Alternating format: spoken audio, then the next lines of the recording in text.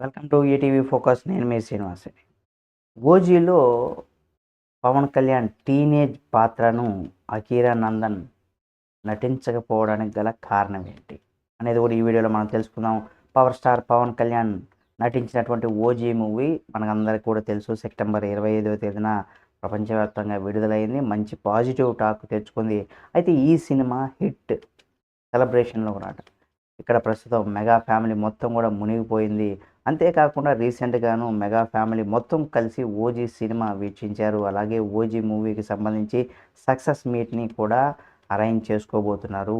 ఈ పక్కన ఇదంతా ఉంటే ఈ సినిమాకి సంబంధించి బయ్యర్లు నష్టపోయారని కూడా వార్తలైతే వినిపిస్తున్నప్పుడు కూడా మరోపక్క 'OG' movie block buster talk అయితే వినిపిస్తూ ఉంది. ఇదంతా పక్కన పెడితే తాజాగా ఈ సినిమా గురించి ఒక విషయం అయితే బయటపడుతుంది. అదేంటంటే ఈ సినిమాలో పవన్ కళ్యాణ్ గారు టీనేజ్ పాత్రలో అకీరా నందన్ ఎందుకు నటించలేదు? దానికి గల కారణం ఏంటి? మరి పవన్ కళ్యాణ్ గారు 'ఓజీ' సినిమాలో అకీరా నందన్ కనిపిస్తారని కూడా పవన్ టీనేజ్ పాత్రలో అకీరా నందన్ నటిస్తున్నారని అప్పట్లో వార్తలైతే బాగానే వినిపించాయి. అంతేకాకుండా 'ఓజీ' మూవీ ట్రైలర్ రిలీజ్ అయ్యాక కూడా అకీరా నందన్ ఉన్నాడు సినిమాలో, ఖచ్చితంగా చూడొచ్చు అని కూడా చాలామంది fans, power star Pawan Kalyan గారి ఫ్యాన్స్ అయితే ఎదురు చూశారు. కానీ తీరా సినిమా చూశాక మాత్రం అందులో అకీరా నందన్ లేరు. పవన్ కళ్యాణ్ టీనేజ్ పాత్రలో ఆకాష్ శ్రీనివాస్ అనే అబ్బాయి నటించారు. అయితే 'ఓజీ' మూవీలో పవన్ కళ్యాణ్ టీనేజ్ పాత్రలో అకీరా నందన్ ఎందుకు నటించలేదు?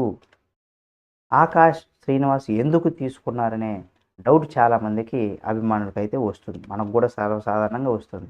అయితే ఇదే డౌట్ ఆకాష్ శ్రీనివాస్‌ని కూడా వచ్చిందట. ఈ సినిమా విషయం గురించి తాజాగా ఆకాష్ స్పందిస్తూ, ఇలాంటి సందేహం నాకు కూడా కలిగింది. ఎందుకు పవన్ కళ్యాణ్ గారి టీనేజ్ పాత్రలో నన్ను తీసుకున్నారు?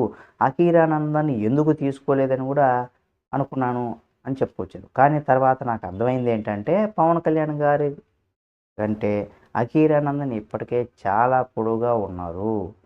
వయసు పెరిగి కొద్దీ పొడవు కూడా పెరుగుతున్నారు.